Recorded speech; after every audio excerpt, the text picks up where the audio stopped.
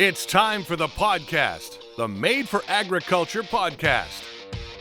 Today's Made for Agriculture host is Emily Beck. Hello, all listeners out there who are tuning in to another amazing Made for Agriculture podcast.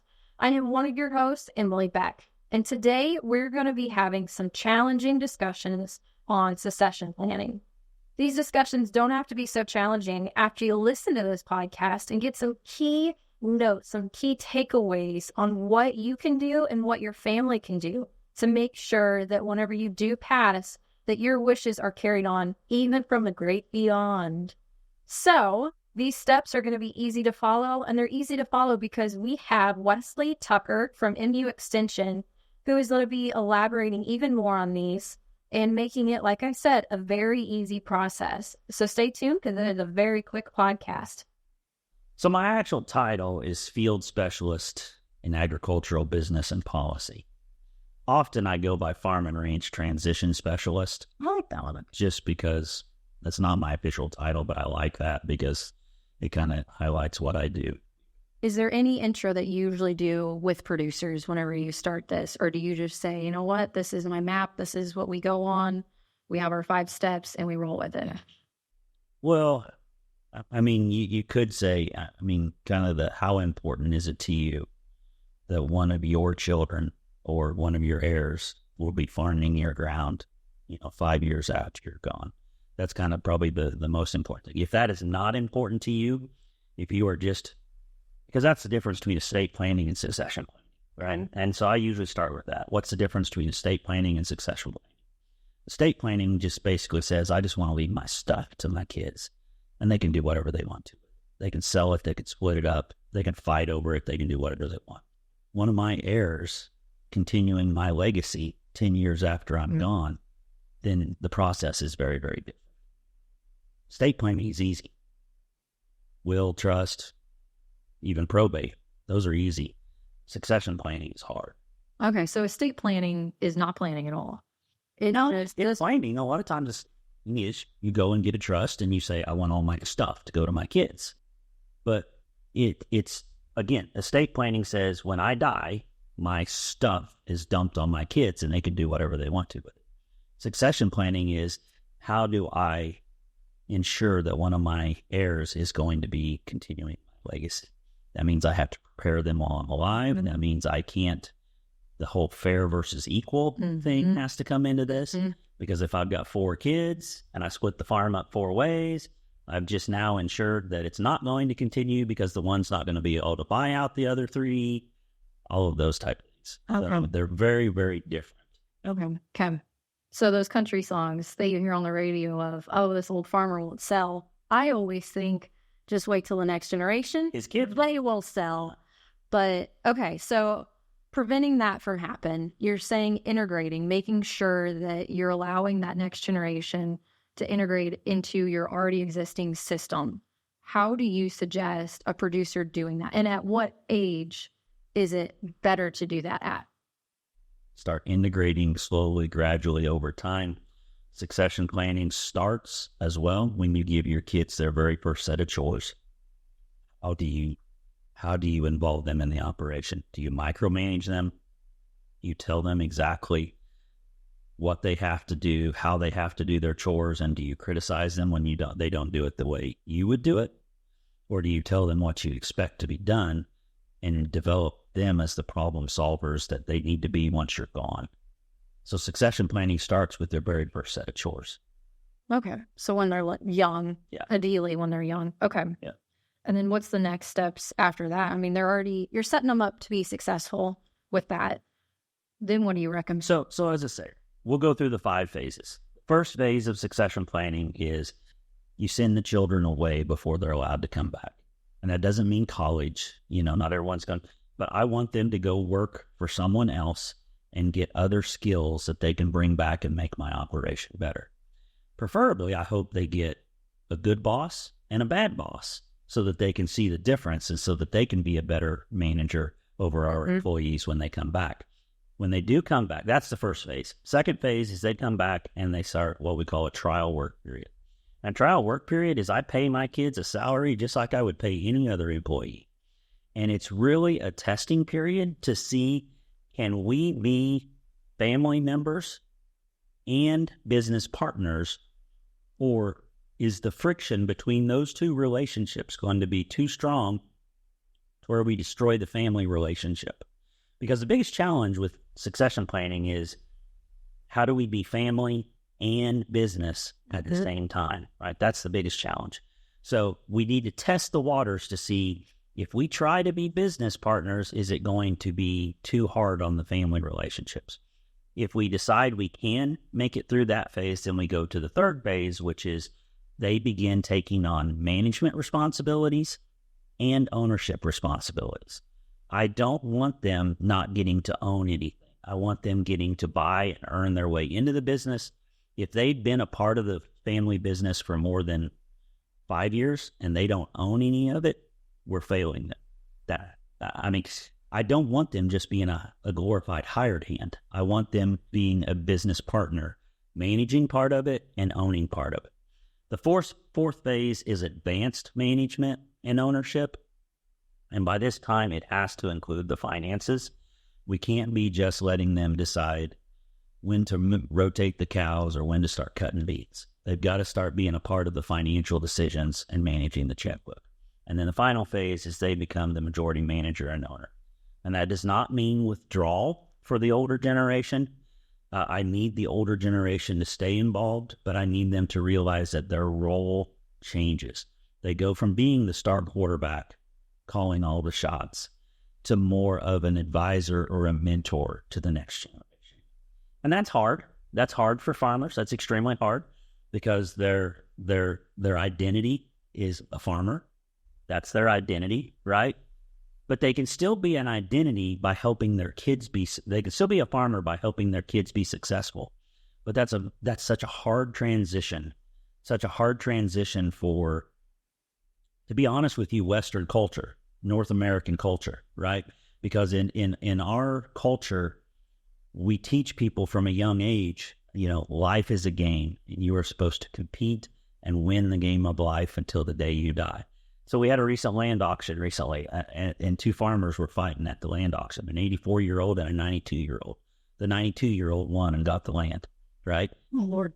Yeah, so, but at what point do I start transitioning and saying, I don't need to be the star anymore. I don't need to be the one winning the game. I want my son or daughter to win the game. Mm-hmm. I want to make them successful. But that's a hard transition. Right? That's a really hard transition for most farmers. So the way most farmers do succession planning is they're the boss. They control everything up until, boom, they're dead. Mm-hmm. Now the next generation has to pick up everything and learn everything from a fire hose the next day. Mm-hmm. That's why we want to short circuit. We want to be involving them more in the operation, in the management decisions all the way along, so that when the time comes, it's a seamless transition. I agree with that. And I can see how it'd be very successful looking at it, because, you always see those farmers that have the younger kids and they haven't bought into it. They haven't actually bought anything. Exactly. And so you can tell that there's living off of what success their father or their grandfather had. And I agree, when you buy into that, if you have your own struggles, then you also want it to be very successful as well. I could see how that would be a really good format. How do you, though, in your second step, you talked about balancing that family and business. It sounds like you have to communicate. So do you have your own experience with this? It sounds like you have some.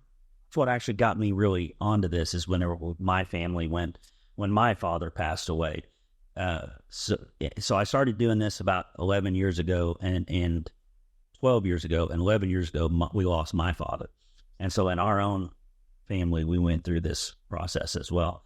But the thing is, I also and you're getting all my little quirks that I use in my presentation, but I don't know if I can use all of them or not. But I often describe it like I ask people, what's key to a great marriage, right? Communication is the key to a great marriage. So how many of you in this room have regular date night? No one. Yeah. No one. You just told me communication's key to a great marriage, but you don't have regular date night. Well, it's the exact same thing for a family business. communication is how we balance family and business relationships. But if you don't put family meetings on the calendar and say nothing's allowed to knock them off, no matter how many fields need to be sprayed this week, no matter how many cattle need to be weaned this week, we're going to sit down as a family once a month or once a quarter, and we're going to work through issues. It won't happen, just like date night won't. That's the key to this. That's how we do this. So we make family communication, family meetings a priority.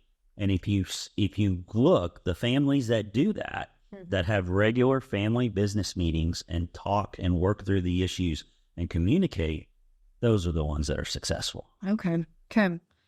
I guess the question that I have, because like I had mentioned before, this has happened, I agree, in my own family twice, where 2 large farms have been sold and there are 7 kids. And so dividing that up, no one could agree on anything.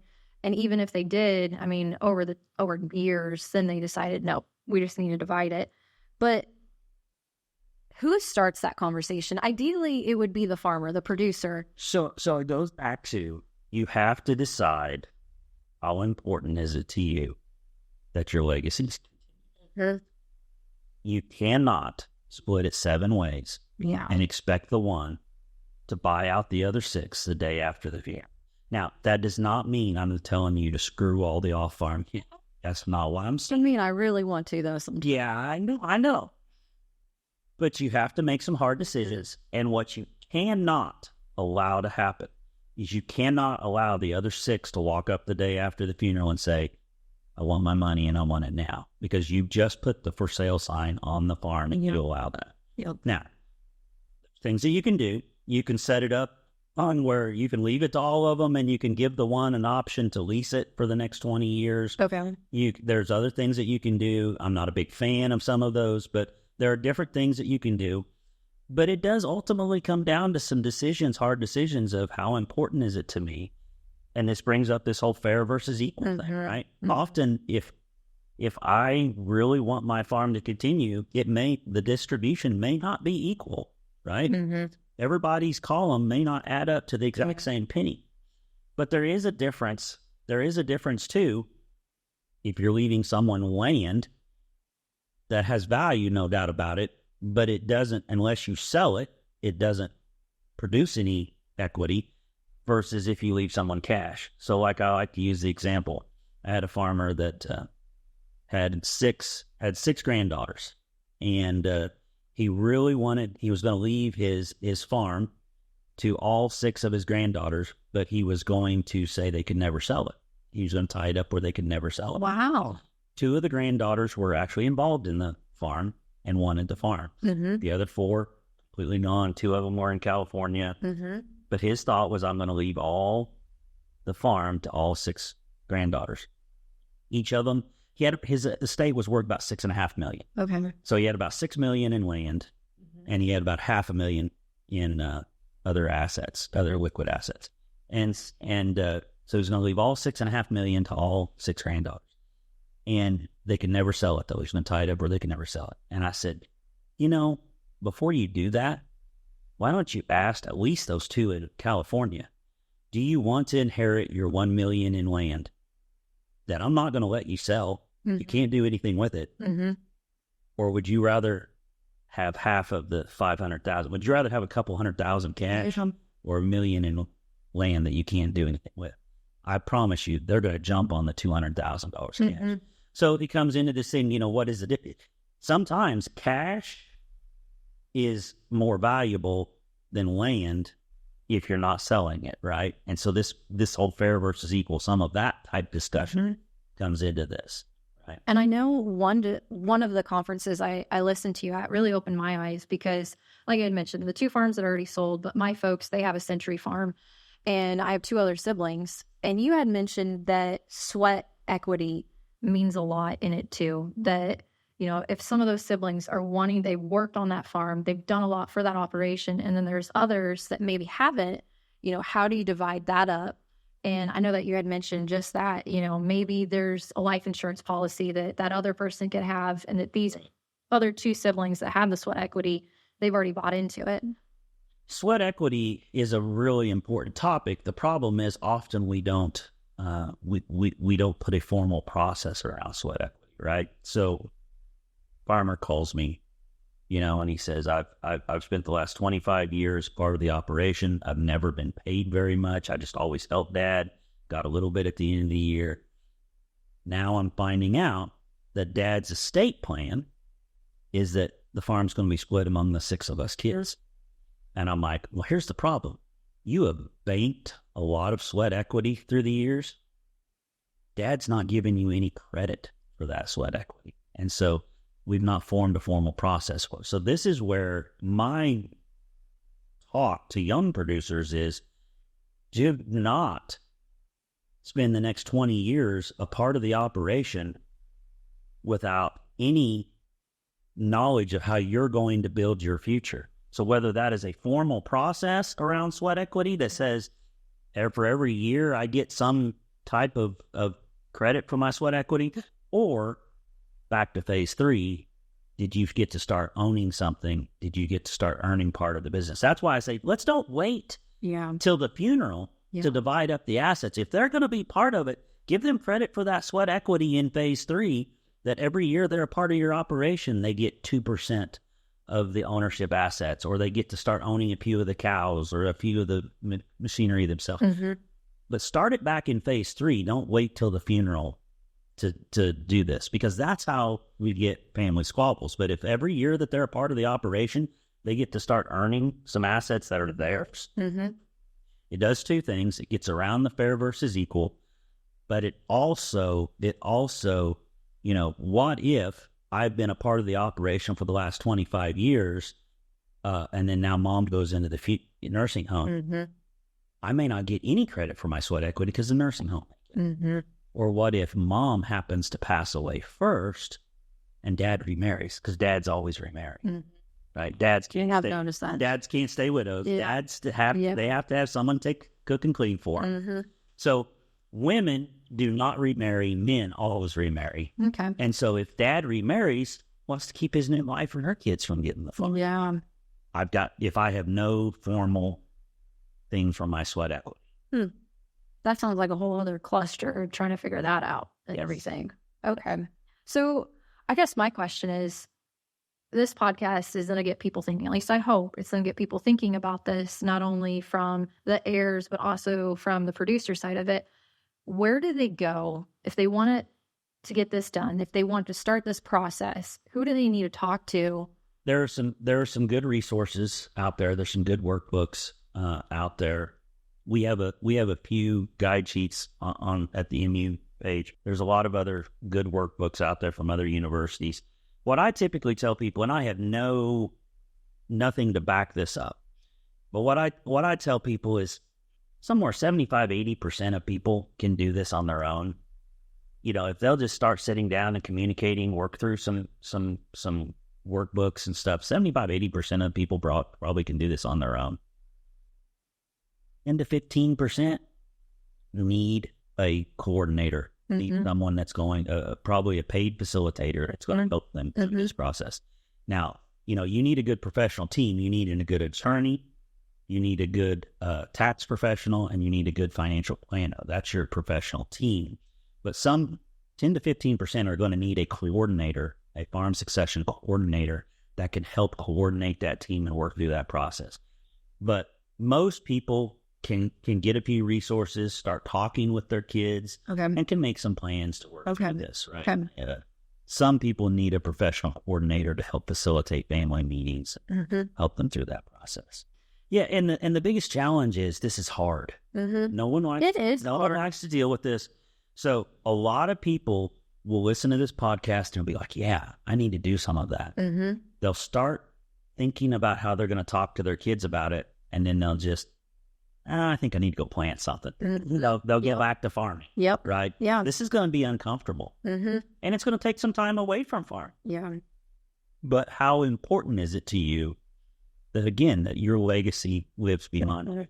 Yep. And I agree with that, because I have brought that up to my own family that, now talking to you, I feel like maybe I shouldn't have said it, but I said, you don't even have to tell us how you would like it to be set up, as long as you're thinking about it, as long as you're integrating it in. So when you do pass, it is what you want it. But after listening to you, yes, I was going to say, after listening to you, we have to communicate. The legal side is the easy part. Going and having the attorney done, that is the easy part. Mm-hmm.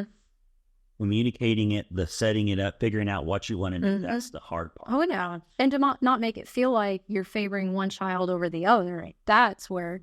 Biggest challenge you also don't want to do, and this is why I think this is so important, is the worst thing you can do is go to the attorney and say, well, I think we need to get our affairs in order. And he'll be like, okay, well, what do you have? What do you want to do? And then to talk about, well, what should we do? We got 5 kids. What should we do? You don't want to pay him to help you work through that. Yeah. So you need to figure that out ahead of time before you go. Okay. And I know you had mentioned assets and equipment and livestock. When someone is looking at that, should they have not like a running tally, but somewhere where they know exactly how much they have in their assets? Yeah, the first thing is to take a snapshot of what you've got, right? You know, all your assets. How much do you have that's farm assets? How much do you have that's personal assets? You know, because again, if you have a lot of personal assets that are liquid assets that we can turn into cash, makes it a lot easier than to set, you know, those personal assets can go to the off-farm kids and the kids can get the farm assets. But I also am a big one of, you know, let's separate the enterprises, which as an economist, we describe the land ownership enterprise different from the farming enterprise, right? Because often, let's face it, farming cannot pay for the land. We can't run enough beef cows to pay for the land, but land appreciates and is good of value. So we have the land ownership enterprise and the farming enterprise that rents the land from the farming. So that's one of the things I say is, at least if your child is a part of your farming operation, consider separating the farming operation from the land ownership enterprise. So if I'm going to think about those separately, the last thing on our earth I want is the kid having to buy half the cows or half the planter the day after the feed. Maybe he has to buy half the land or 3/4 of the land or whatever. But the last thing I want him doing is having to buy 3/4 of the cows. So let's at least let them have ownership in the farming enterprise, even if we're going to treat the land as equal. Okay. I like that. And I like how you actually broke that down. Because when you started talking, I was like, I don't know, this is going to be a lot of jargon I do not know. Okay. I really like, that makes it way more simple. What if you don't have an heir? What if you don't have anybody? Let's say you're just a couple and you don't really want to leave it to your siblings that you have and you don't have any kids of your own. So I think that's a growing segment. When I ask how important is it to you, your legacy continue, I'm even having people with kids that are starting to look up and say, I know none of my kids want to farm. I really don't want to see my farm dismantled the day after I'm gone. I really don't want to see my cows sold. I really don't want to see a for sale sign and my pesky neighbor get my farm.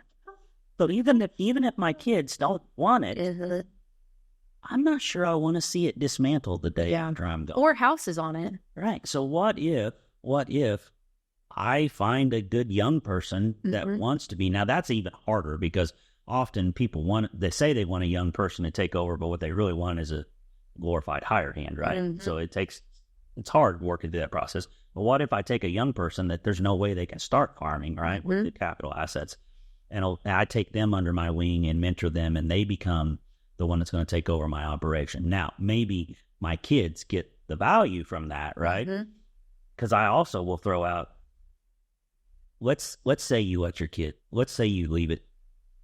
Again, the difference between state succession one. Let's say I leave it all to my kids and they can sell it. And I got 2 kids and I got $6 million, which it doesn't take much to get $6 million worth of land and cows now. So I got $6 million. So each of your kids are going to get $3 million cash tomorrow.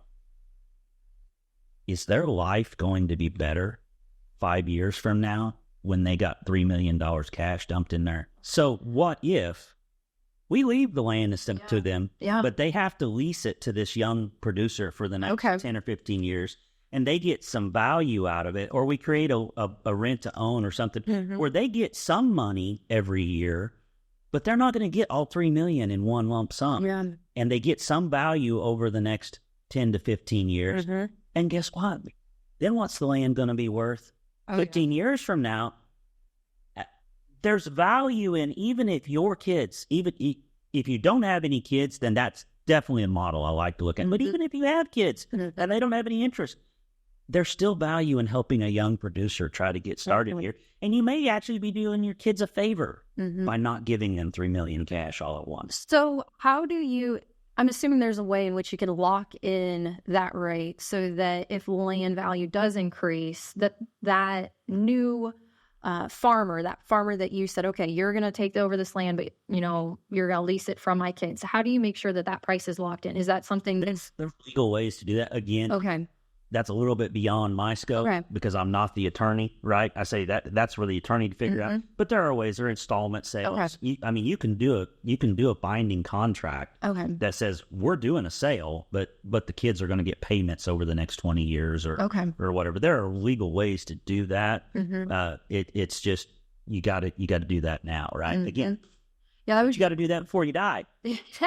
What everyone does, again, that's estate planning 101. Yeah. Leave everything in my estate until the day I die, and then everyone gets everything. You got to have that all locked in ahead. And I'm just thinking for that producer, which again, you might not have as much knowledge base on that, but for that producer, that new farmer that you're wanting to integrate in, how do you make it so that he continues farming? Because I could see someone listening being like, well, what if he takes it and then decides to do something else with it? Let's say you not do the rent side of it. Let's say, you actually... That's a sweetheart. Yes. Yeah. Can you lock something in? You can. And that's what often we do with... So let's go back to our fair versus equal. Let's say I've got 4 kids and I'm going to give the one a sweetheart deal, right?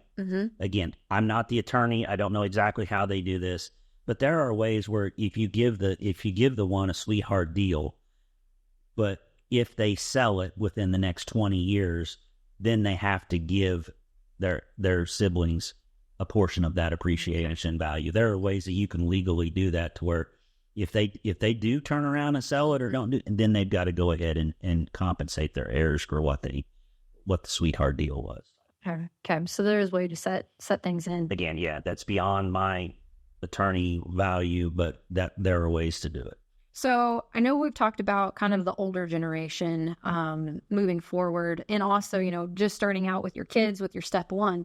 But what about someone that just purchased land? Should they already set something up so that, if they purchase a bunch of acres, they've already kind of devoted maybe 5 to 10 years into that, and they still want it to be continuing to be farm ground?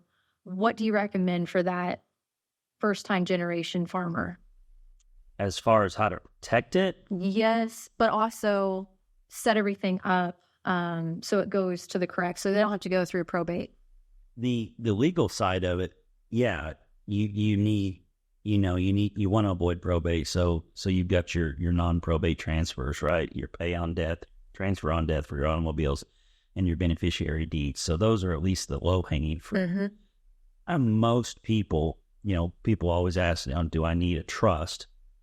Not everyone necessarily needs a trust, but that if you want to have rules in place for how this works, a beneficiary deed basically just says when I die, they get all of it. A trust allows you to have some guidelines and rules for how it does. So you can, in the trust, it can say, again, I like to describe it like, okay, I've got a 16-year-old. So if all my assets, right, if my life insurance, would I want my daughter getting $1 million worth of cash the day she turns 18? No. That's a lot of money. Yeah. But so that's the same thing with the beneficiary deed. They just get it all, boom, they can do whatever they want to with it, they can sell it. But I can set up a trust that says, all right, I instruct my trustee to give my daughter an allowance for each year as long as she's drug-free and she stays in school and she does all this stuff. So a trust gives you the ability to govern from the grave in some ways. These are what I want to have happen after I'm gone. Okay. The non-probate transfer is like beneficiary deed. It's just all theirs and they can do whatever they want to with it. No ways to rule. So, but again, that's kind of the estate planning side of Yes. Yep. And not the succession. Not succession. Okay. Okay, well, I know we covered a wide diversity of things. And the last thing that I want to talk about is we've talked about communication. In starting that communication, do you suggest talking to the family as a whole, or do you suggest very first discussions talk one-on-one? Every family is different. Every family is different. Some families have a big family meeting and talk together. Some families choose to talk to individual kids first and then bring them together. It really depends on the family, I think. Depends how much dysfunction there is, right? How much trust and everything is. Eventually, you're going to have to get everyone together. Mm-hmm. Eventually, you're going to have to get everyone together to meet and talk. The only thing is, sometimes people choose to say, yeah, I'd rather go talk to this kid first and get some of their ideas and then go to this kid and get their ideas individually. I mean, I have even had situations where I've had to say, because the kids just could not get along, I've had to say, okay, every one of you has to bring a written proposal back for what is going to happen to the farm. And I've had to do it two different ways to say, okay, after, and often this is after the fact, after Dad had passed away, both boys wanted to farm the ground, right? And so I've had to say, okay, you bring a written proposal for how this will work. If you win and get to farm the ground, and you bring an alternate proposal that how this would work if your brother wins and gets to farm the ground, and mom gets to view those proposals and make decisions. But as far as back to your original question, do we meet as a family or individually? It's really an individual preference based on the level of trust and dysfunction within the family. Yeah. I mean, that makes a lot of sense because, I mean, my current family, it's good to have one-on-ones and then talk as a whole. So you kind of already have that, not negotiation, but, not come at them, oh, hey, this is what we're all doing. And then you hear all these voices. But I think, again, it comes down to the fact of I think parents are afraid to talk to their kids about this because they're afraid it's kind of like going through the drive-thru at McDonald's. Everyone gets what they asked for. Mm-hmm. Everyone gets what they ordered. But that's really not the scenario, right? Mom and dad are the ultimate, mom and dad have the ultimate decision-making authority here. The estate planning golden rule is he who has the gold makes the rules. Mm-hmm. So mom and dad have to make some of these difficult decisions of what they want to do with their assets. And so I think they're afraid to ask their kids what they want, but often there can be some real revelation in if they go to each of their kids and say, okay, Susie, what do you think should happen with the farm? Mm-hmm. and get their input. Okay, Roger, what do you think should happen with the farm? And, sometimes you can be amazed that they're more on board than you think. Some of the off-farm kids can say, hey, I've not been a part of it. I think Roger should get the farm. I'm happy with whatever I get, or I don't feel like I'm entitled to any of it. Alternatively, if they say, I want my cash, mm-hmm. then the parents know at that point, what the kids are expecting. And then they know, okay, maybe I can accommodate that. Maybe I can't accommodate that. And I think, like we've talked about, it would just be very challenging having those discussions, but there are discussions that need to be had. I know time passes rather quickly. Next thing you know, you might be an old man or old woman. And you're like, what did I even do? How did everything set up? But it sounds like the key steps are those 5 steps that you had originally talked about, where you send your kids away, have good and bad experiences so that they know how to then manage. And then second, of course, have that trial period of family, balancing the family and the business. And then 3, beginning to take on more management ownership, roughly for about 5 years. And then 4, advanced management and ownership. And then 5, have that final step where they own it and they have recommendations that you can send forth for the operation. And I don't know, this has been a wealth of knowledge of things that producers can do, whether they're first time or they've been here for a long time. And if they have a bunch of kids or they don't have any kids at all, fair versus equal is one of the things that I think really resonated with me. But having communication. Most important fact, communicate. But thank you very much. And hopefully we'll have you on future podcasts. It's great. Thank you for listening to Made for Agriculture, brought to you by MFA, your whole farm solution.